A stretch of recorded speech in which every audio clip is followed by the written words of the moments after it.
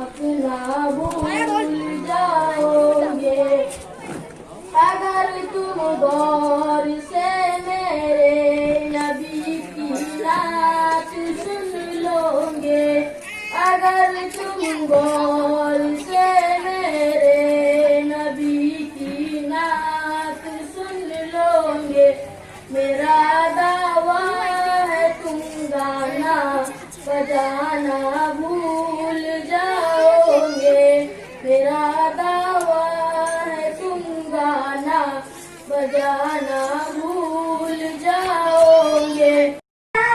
सुनते कलामे पाक खुदा, दिल ये उमर का बोल उठाना, इलाहा इल्लल्लाह हस्बी रब्बी जल्लल्लाह, मा फी क़ल्बी गैरुल्लाह, नूर वाला चैनल क्या है? इलाहा इल्लल्लाह, ला इलाहा इल्लल्लाह।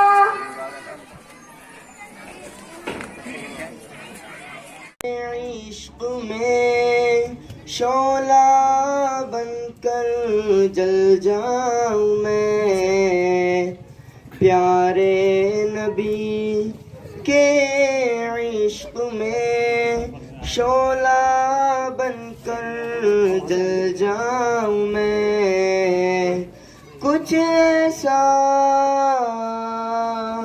कर जाऊं मैं, प्यारे नबी के इश्क में शोला बनकर जल जाऊं मैं, सीने में मेरे उनकी मोहब्बत की आग जलती रहे, सीने में मेरे उनकी मोहब्बत की आग जलती रहे, सारी उम्र इसी आग में शम्मा बनकर पिघल जाऊं मैं, सारी उम्र इसी आग में शम्मा बनकर पिघल जाऊं मैं,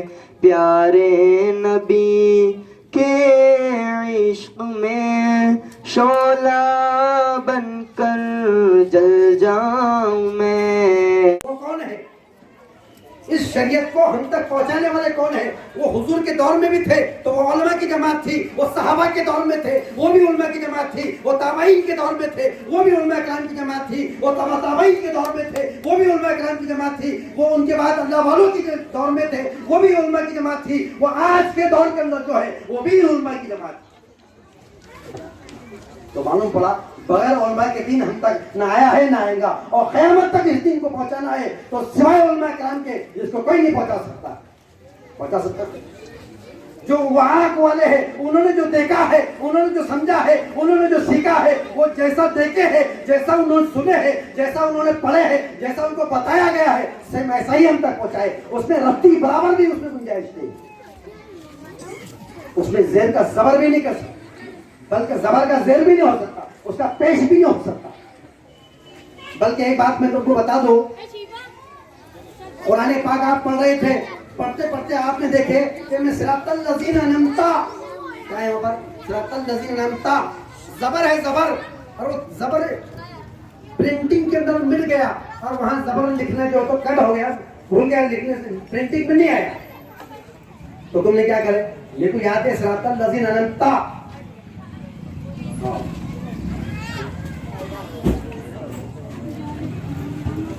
हाँ, मौलाना अब्दुल मजीद साहब में भी, मौलाना अब्दुल कदीर साहब, ये उलमा कराम है, इनकी बहुत ज़्यादा ज़रूरत है आगे। इनसे गुजारिश की जाती है बड़े अदब एहतराम के साथ कि ये उलमा कराम, ये अइम्मा कराम, ये आप आगे आए, हमारी हौसला अफजाई के लिए आप आगे आए और आके यहाँ पर हमारे साथ यहाँ बैठे, आपके बेचैनी से कौम को इंतजार कर रही है। और पीछे कोई उलमा कराम है जो नजर नहीं अगर आ रहे होंगे या उन पर ध्यान तवज्जो नहीं होगी, उनसे गुजारिश की जाती है कि वो यहाँ आए।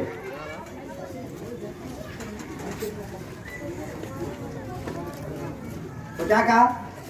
किसी ने अगर ये कह दिया सिरातल लज़ीना अनअमता का ज़बर था, نے نکالا पेन लिख दिया तो उसने गलती किया, उसका काम नहीं था. उसने बताया अपने उलमा किराम को कि देखो यहाँ ऐसा है, वो बताएंगे प्रिंटिंग वालों को और वो कहेंगे तुम्हारा काम नहीं, ताकि कोई ये ना कहते कुरान में मैंने भी बेहतर से कुछ ज़बर बढ़ाया है, कम किया, ये तो सही किया है. तो शरीयत के ऊपर जैसी शरीयत थी वैसी शरीयत आज भी है और ऐसी ही यही शरीयत क़यामत तक चलते रहेंगी. और ये हक है, ये शरीयत हक है और इस हक को मिटाने के लिए बड़े बड़े बातिलों की कोशिश थी, जान लगाए, माल लगाए, वक्त लगाए, सलाहियतें लगा दी, सारी दुनिया की सारी ताकतें झोंक दी है इस वजह से कि ये जो तो हक खत्म हो जाए. लेकिन अल्लाह ने कुरान में फरमा दिया वक़ुल जाअल हक़्क़ु व ज़हक़ल बातिल इन्नल बातिल कान ज़हूक़ा. बेशक हक हक है और बातिल बातिल है, हक को आना है और बातिल को जाना है. इसको दबाने की कोशिश की, इसको मिटाने के लिए कोशिश की है, इसके लिए सारे फरमाने लगा दी. न ये दबा है, न ये मिटा है, न ये दबने वाला और न ये मिटने वाला, क्योंकि ये अल्लाह की नाज़िल करदा किताब है, ये अल्लाह की शरीयत है. इसको कोई दबा नहीं सकता, इसको दबाने वाले दबेंगे. आज भी शरीयतों के साथ जो खिलवाड़ किया जा रहा है ये अल्लाह उनको ढील दे रहा है, अल्लाह जालिमों को ढील देते हैं. इसमें किसी को दखल अंदाजी की गुंजाइश नहीं है. दुनिया के कानून के अंदर अगर हम दखल अंदाजी करते हैं तो हम जुर्म मुजरिम बनते हैं. खुदा के कानून के अंदर कोई शरीयत में अगर मुदाखलत करेगा अल्लाह से बराह रास्त उसको जंग है. किससे जंग हो रही भाई, बोलो किससे जंग कर रहा हूँ? अल्लाह से जंग कर रहा है. है तो पहलवान ऐसा जो अल्लाह से डायरेक्ट जंग कर सकता? अगर शरीयत में मुदाखलत हो रही है वो अल्लाह से जंग कर रहा है. एक आदमी ने ये बोला वो सामने जो पहाड़ है मैं अपने सर मारूंगा और सर से टक्कर मार के 2 टुकड़े कर डालूंगा. किसके 2 टुकड़े होंगे भाई? बोलते नहीं हो गए, किसके होंगे? सर के होंगे. शरीयत एक पहाड़ है. शरीयत क्या है? एक पहाड़ है और उसको मारने वाले जो मारेंगे उनके 1000 टुकड़े हो जाएंगे, लेकिन शरीयत के बाल बराबर धक्का नहीं लगेगा. यह है इस्लाम, यह है शरीयत. इसके लाने वाले, इसके पहुंचाने वाले, इसके चलाने वाले, इसकी दुनिया के अंदर फैलाने वाले अगर कोई है तो वो उलमा है. ये सुन्नी, तबलीगी, बरेली और ये अहले हदीस और जमात, ये सारी तंजीमें हैं, ये सारी की सारी जमातें हैं, ये सब अपनी जगह है. असल तो वो है जो उलमा कलाम है. हमें ये देखना पड़ेगा कि हमारे उलमा ने सब क्या कहा. तो ये शरीयत इस्लाम के जानने वाले, इसके बताने वाले जो है वो उलमा है. उन उलमा के इंतजार में हम यहाँ पे. हो सकता है हमारे अंदर की तलब ने, हो सकता है कि हमारे अंदर की तलब ने कोई एक बात अंदर से जो तो हमारे दिल में तलब पैदा हो जाए और अल्लाह ताला उन उलमा के जरिए से उनकी जबान पे जारी कर दे और दिल की दुनिया बदल जाए. इनकी हमेशा यही कोशिश होती है.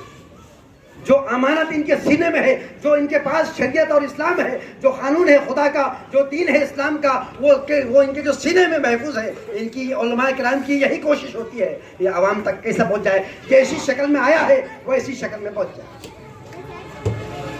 अपनी मर्जी का दीन नहीं, दीन वही जो अल्लाह ने कहा, दीन वही जो नबी ने कहा, दीन वही जो साहबा ने करके बताए, दीन वही जो उलमा ने करके बताए. मेरे दिल में जो आया उसका दीन नहीं, मेरे दिल में जो आ रहा वो दिल नहीं है, वो दीन नहीं है. दीन वही है जो अल्लाह ने कहा, दीन वही है जो नबी ने कहा, दीन वही जो इस्लाम ने कहा, दीन वही है जो कुरान ने कहा, दीन वही है जो हदीस ने कहा, दीन वही जो फिक़ह ने कहा, दीन वही जो अल्लाह वालों ने किया करके बताएंगे चलेंगे. वो दिन मेरी जिंदगी में आ जाना, इसके लिए मैं यहाँ आया हूँ. बोलो इंशाअल्लाह. 5 आदमी थे, अंधे थे. कौन थे भाई? इधर देखो कितने थे? 5 अंधे आदमी थे. उनको ये ख्याल शौक हुआ हाथी को देखना है. क्या देखना है? हाथी. एक आदमी गया हाथी देखने के लिए. अब अंधा है, कैसे देखेंगे?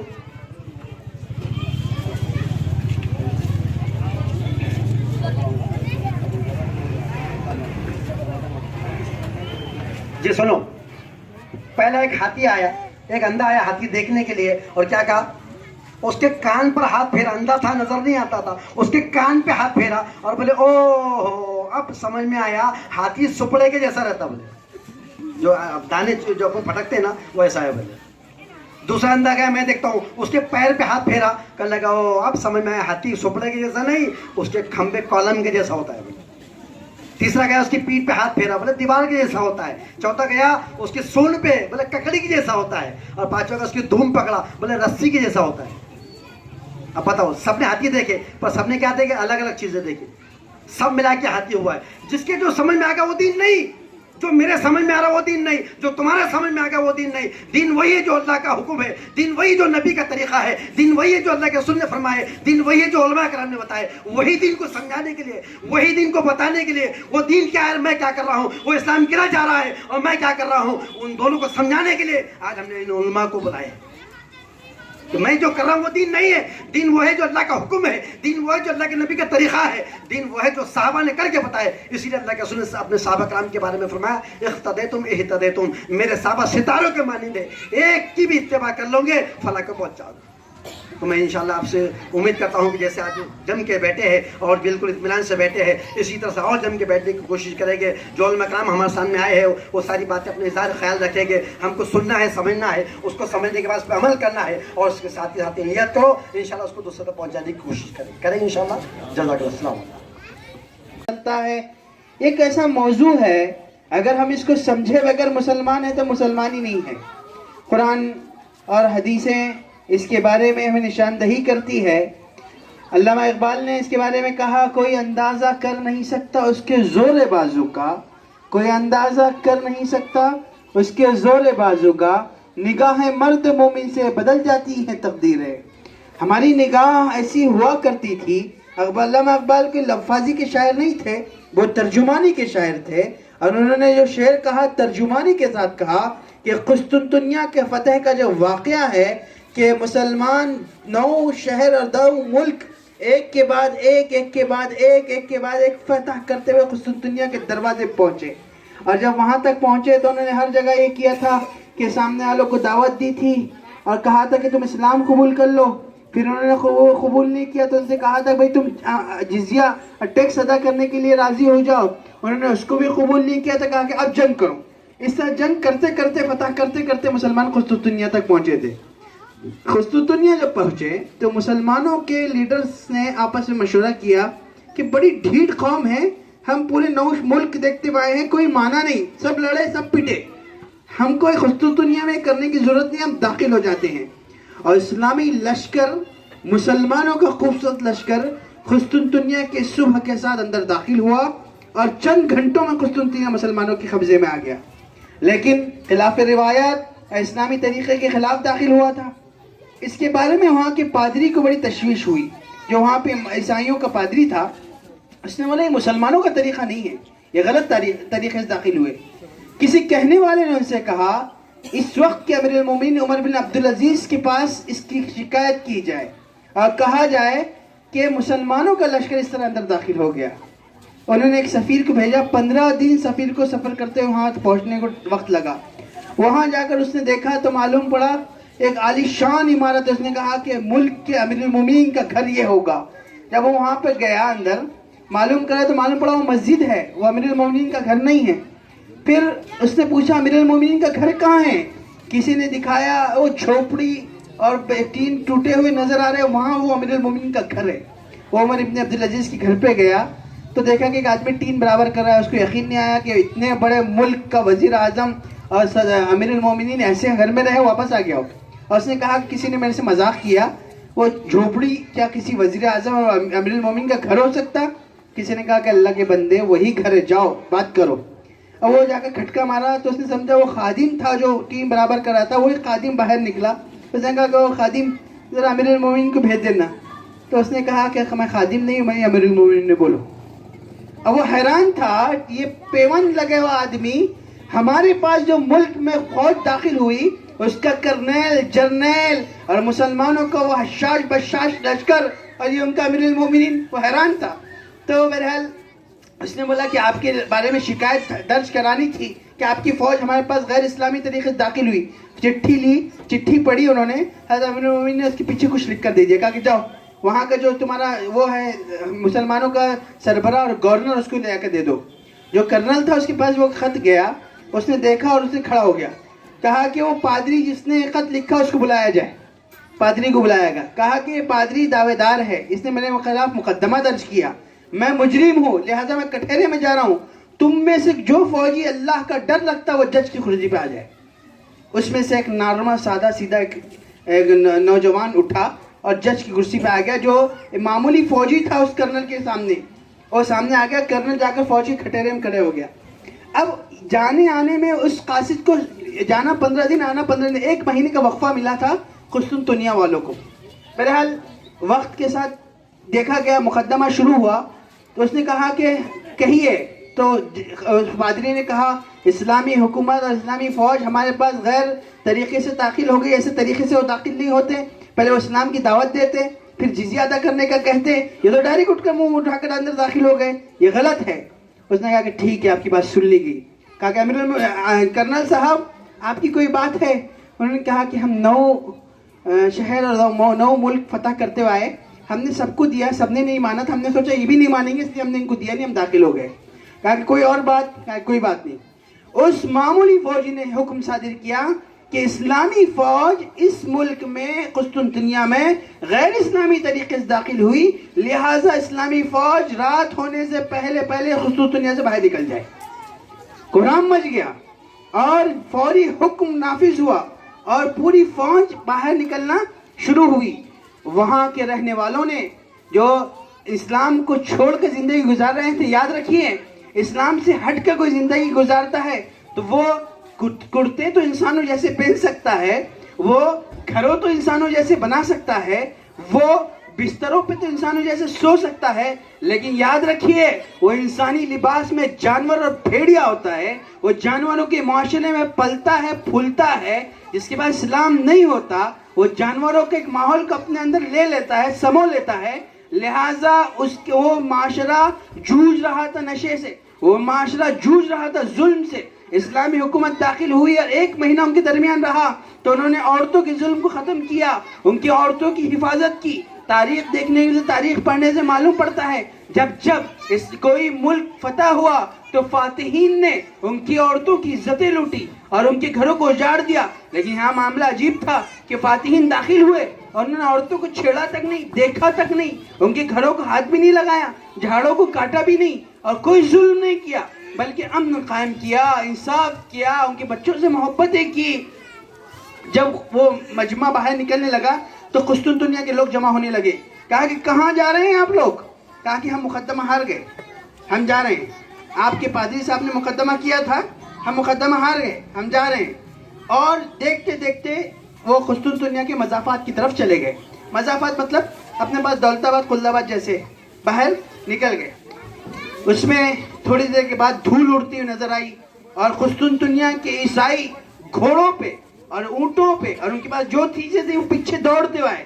پورے, اور اس میں عورتیں, بچے, بوڑھے وہ سب آئے اور انہوں نے کہا کہ 1 مہینے میں ہم نے جینے کے طریقے آپ سے سیکھے ہیں, ہم نے بوڑھوں کے ادب آپ سے سیکھے ہیں, ہم نے ماں باپ کے ادب کو ہم نے آپ سے سیکھا ہے, ہم نے زندگی کے نشے و فراز آپ سے سیکھے ہیں. ہم تو جانوروں کی زندگی گزارتے تھے, آپ کہاں چلے؟ زندگی کے فلسفے ہم کو دے کر آپ کہاں چلے؟ تو مسلمان فوج نے کہا کہ دیکھو ہمارا کوئی حق نہیں ہے اب تمہارے اوپر, ہم مقدمہ ہار چکے, اب جنگ کی دعوت دیں گے, اگر وہ مانے تو اس کے بعد وہ پروسیس ہوگا جو پروسیس ہونا ہے. انہوں نے کہا کہ وہ جنگ منگ نہیں کرنا ہے, آپ کو یہاں رہنے کے لیے کیا کرنا ہے بتائیے. تو مسلمان افواج نے کہا کیا تو آپ کو مسلمان ہونا پڑے گا تو ہم یہاں رہتے مسلم ملک بن جائے گا, ورنہ ہم کو جانا ہے. اس کے جواب میں قسطنطنیہ کی تاریخ اٹھا کر دیکھیے, پورا ملک صرف 1 مہینے مسلمان رہنے کی وجہ سے وہاں پر 1 مہینے کی کیا مدت ہوتی 1 مہینے کی, اتنی قلیل مدت کے ان کے کردار کو دیکھ کر قسطنطنیہ حلقہ اسلام میں داخل ہو گیا. ایک وہ قسطنطنیہ تھا, ایک وہ مسلمان تھے, اور ہم ایک ہے 70 سال سے یہاں پر ہے. Electronic media, print media, social media, موت پبلسٹی میڈیا, میڈیا کے تمام مادھیم ہم کو بھونکتے ہیں, ہمارے بارے میں بولتے ہیں, ہمارے بارے میں افواہیں اڑاتے ہیں, دہشت گردی کے لیبل ہم پہ لگاتے ہیں. ہم سب پڑھتے ہیں, ہم دیکھتے ہیں, ہم سنتے ہیں, پھر ہم اٹھا کر اپنے بیک آفیسز چلے جاتے ہیں, ہم اپنی دکانیں کھول لیتے ہیں, ہم اپنے گیریجوں پہ چلے جاتے ہیں. ہم سمجھتے ہیں کہ مسلمان کوئی اور قوم ہے, کسی اور قوم کو کہا جا رہا ہے. ہم سمجھتے ہیں ہم مسلمان نہیں ہیں, یہ جو دہشت گردی کے لیبل ہے کسی اور کو لگ رہا ہے. میرے دوستو یاد رکھیے, پروپیگنڈا ہر دور میں اسلام کے خلاف رہا. حضرت قبیلہ دوس سے تعلق رکھنے والے طفیل الدوسی جب مکہ مکرمہ میں داخل ہوئے تو اس وقت کے میڈیا نے کام کیا تھا کہ محمد کے قریب مت جانا, جادوگر ہے. محمد کے قریب مت جانا، جادوگر ہے صلی اللہ علیہ وسلم، صلی اللہ علیہ وسلم، اللہ کے رسول کا نام آیا تو درود پڑھ لیا کرو۔ محمد کے قریب مت جانا، جادوگر ہے صلی اللہ علیہ وسلم۔ حضرت طفیل دوسی کہتے ہیں میں نے کان میں پھائے لگا دیے، کپاس لگا دی، نہ محمد کی سننا نہ محمد کو دیکھنا صلی اللہ علیہ وسلم، اور نہ رہے پاس نہ بجے بانسری۔ جب وہ حرم پاک میں پہنچے تو آقا نماز پڑھ رہے تھے، تو اللہ کے رسول کی پرسنالٹی ایسی تھی کہ حضرت عائشہ فرماتی ہے کہ مصر کی عورتوں نے یوسف کو دیکھ کر انگلیاں کاٹی تھی، اگر وہ میرے شوہر کو دیکھ لیتی تو خنجر سینوں میں مان لیتی۔ وہ خوبصورتی، وہ انداز دیکھ کر اچھل گئے، کہا کہ میں سنوں بھی تو، میں بھی تو شاعر ہوں، میں بھی تو عربی ہوں، میں جانوں تو صحیح محمد کیا کہتے ہیں۔ کان میں سے پھایا نکالا، چند آیتیں ان کی کان میں پڑی، اچھل گئے، پیچھے چل پڑے اور ایک لمحے میں حلقہ اسلام میں داخل ہو گئے۔ لکھنے والوں نے لکھا کہ اگر اتنا میڈیا اس زمانے میں پروپیگنڈا نہیں کرتا، اتنی بک نہیں کرتا، اتنی بکواس نہیں کرتا، تو طفیل دوسی کے اندر اتنا تجسس پیدا نہیں ہوتا۔ آج ہم جس ملک میں رہ رہے ہیں، یہ ملک میں شراب عام ہے، افسوس کی بات ہے ہمارے محلوں میں بھی عام ہے، ہم میں اور ان میں کیا فرق ہے؟ اس ملک میں جوا عام ہے، افسوس کی بات ہے ہمارے محلوں میں بھی جوا عام ہے، ہم میں اور ان میں کیا فرق ہے؟ اس ملک میں سود عام ہے، جس کے بارے میں اللہ کے رسول نے فرمایا تھا سود کو میں اپنے پیروں تلے دفن کر رہا ہوں، جو اس کو اٹھانے کی کوشش کریں گے اللہ اس کو دفن کرے گا۔ افسوس کی بات ہے کہ ہمارے محلوں میں ہماری عورتیں سودی کاروبار میں ملوث ہیں۔ کسی نے شعر کہا ہے کہ نام تو نے محمد علی رکھ دیا، کیا یہی بس مسلمان کی پہچان ہے؟ ہم کو سب سے پہلے یہ دیکھنے کی ضرورت ہے کہ ہم مسلمان ہیں، کیا ہم مسلمانوں کے محلے میں رہتے ہیں؟ کیا یہ مسلمانوں کے محلے ہیں؟ فجر کی نمازوں میں کیا مسلح آباد ہیں، مسجدیں آباد ہیں؟ کیا ہم سنتوں کی دنیا سے محروم ہیں یا سنتوں کی دنیا ہم بسائے ہوئے ہیں؟ کیا اللہ کے رسول کی محبتیں ہمارے دل میں پیوستہ ہیں یا ننگے ناچنے والے اور کھیلنے والوں کی محبتیں ہمارے پاس ہیں؟ میرے دوستو، ہم افسوس کی بات ہے کہ ایک دن کے بعد ایک نیا سال شروع ہوگا، اس میں ننگے ناچ ناچے جائیں گے، اور یہ نبی جس نے دنیا کو تہذیب کی اور دنیا کو جینے کی اور دنیا کو آباد کرنے کی اور دنیا کو آگے بڑھانے کی اور آخرت کی دنیا کی طرف لے جانے کی تعلیمات دی، اس نبی کے ماننے والے، اس نبی کو جاننے والے اور اس نبی کے اوپر فدا ہونے والے نوجوان اٹھ کر کیا وہ ان کے اوپر تھرکتے ہوئے نظر آئیں گے؟ کیا وہ ان کے لیے سوٹ کرتا ہے یا ان کے لیے یہ بات مناسب ہے کہ اس طرح نظر آئے؟ میرے دوستو، میں نشے کے اوپر کام کرتا ہوں، پچھلے 1 سال سے کام کر رہا ہوں، 500 بچوں کے نشے کا علاج کرایا۔ اس درمیان علاج کرائے ہم سب نے، مکمل ٹیم کام کرتی ہے۔ میرے سامنے ماں کے آنسو نہیں ٹھہرتے، ان کی ماں کے آنسو اس طرح ٹوٹ کے روتی ہیں مائیں کہ میرے بچے، ابھی 8-10 دن پہلے مولانا معاذ صاحب گواہ اس کے، 8-10 دن پہلے ایک ماں اپنے بچے کو لے کر آئی، یہاں اس طرف اس نے چاقو مارا تھا، 6 ٹانکے تھے اس کو، اگر وہ چاقو یہاں مارتا تو شاید وہ اللہ کو پیارا ہو جاتا۔ وہ مصر واڑی سے تھا، تو کیا ہو گیا بھئی آپ کے شوہر کہاں ہیں اماں؟ تو اس نے بتایا کہ ہمارے شوہر کا تو انتقال ہو گیا، یہ بچے نے اماں کو پالنا تھا، اماں اس بچے کو بھی پال رہی ہیں اور اماں اس کے بیوی کو بھی پال رہی ہیں اور اماں اس کے دونوں بچوں کو بھی پال رہی ہیں۔ کیا یہ خالی مسلواڑی میں یہاں پہ نہیں ہے؟ کیا نشہ یہاں پہ نہیں ہے؟ ارے بولو نا بھائی، ارے بولو نا، ہے یا نہیں ہے؟ اگر آپ مسلمان ہیں تو کیوں ہیں؟ نشہ کیوں ہے یہاں پہ؟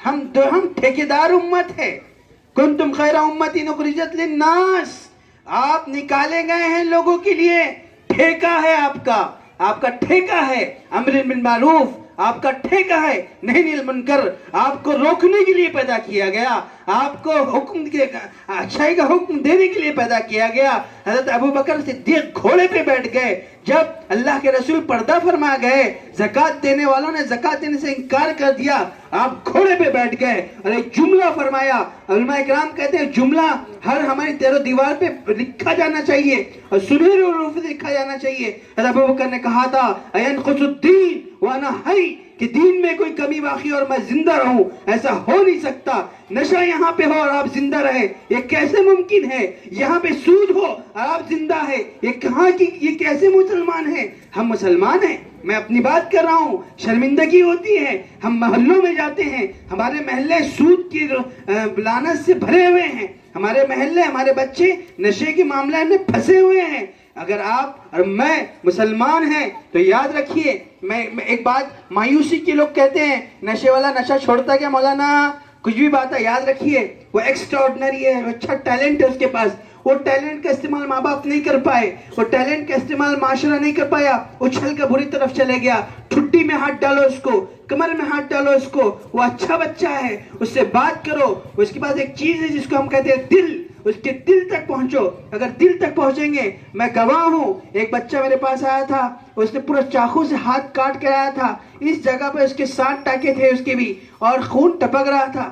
صرف وجہ یہ تھی کہ اس کی بیوی اس کو چھوڑ کر چلے گئی تھی, 2 بچے بھی چلے گئے. وہ کہنے لگا مولانا میں تو مر جاؤں گا, تار پکڑ لوں گا, اوپر سے اٹھا کے لے کر آئے تھے لوگوں نے. وعدہ کیا گیا کہ ہم لوگوں نے بولے ہم کوشش کریں گے تمہارے اہلیہ کو واپس لانے کی, تم کوشش کرو شراب چھوڑنے کی. میں چھوڑ دوں گا بولے مولانا, میں جماعت میں چلے جاؤں گا. پکی بات کرو, پکی بات. ایڈمٹ ہو جاؤ. ایڈمٹ ہو گیا, 25 دن ایڈمٹ رہا. وہ 32 دن لگتے ہیں نشے کو خون سے لگونے کو. 25 دن ایڈمٹ رہنے کے بعد 40 دن جماعت میں گیا. آج 1 سال ہو گیا اللہ کے اس بندے کو, میں گواہی کے ساتھ بول سکتا ہوں, آج 1 سال ہو گیا, اس کی اہلیہ گھر واپس آ گئی. وہ عصر میں مسجد میں جاتا ہے, عشاء میں نکلتا ہے. کون کہتا ہے نشہ نہیں چھوٹتا؟ نشہ چھوٹتا ہے, آپ نے چھڑوانے کی کوشش نہیں کی. نشے والا بدلتا ہے, آپ نے بدلوانے کی کوشش نہیں کی. کھڑے تو ہو کوئی اللہ کا نیک بندہ, کہیں کہ میں نمائندہ رسول ہوں, میں نبی کا وارث ہوں, اور میں نبی کا وارث ہوں تو اس محلے میں نشہ نہیں ہونے دوں گا. میں نبی کا وارث ہوں تو اس محلے میں سودی کاروبار ہونے نہیں دوں گا. آپ کو محبت سے جانا ہے, قریب جانا ہے, ٹھڈی میں ہاتھ ڈالنا ہے. محبت کی جتنے طریقے آپ کو آتے نچھاور کرنا ہے. ہمارے نبی رحمت للعالمین تھے. مطلب میری تقریر کا مطلب یہ نہیں ہے کہ آپ ڈنڈے لے لو, ہوکیاں لے لو اور نکل جاؤ اور مارنا شروع کرو. یاد رکھیے یہ قانونی طور پہ ہاتھ لینا غلط ہے. ہمارے نبی نے محبتوں سے دل فتح کرنا ہم کو سکھایا. آپ کو جھکنا بھی ہے, ان کو کچھ کھلانا بھی ہے, نچھاور بھی کرنا ہے, کھینچنا ہے. اگر آپ کھینچنے میں کامیاب ہو گئے تو میرے بھائیوں آپ مسلمان ہیں, آپ مسلمان ہیں. ایسی سمجھ لیا کہ مسلمان ہو بس صبح اٹھ کر نام آپ کو اماں نے پکار لیا ہے بیٹے زید بکر عمر, مسلمان ہیں.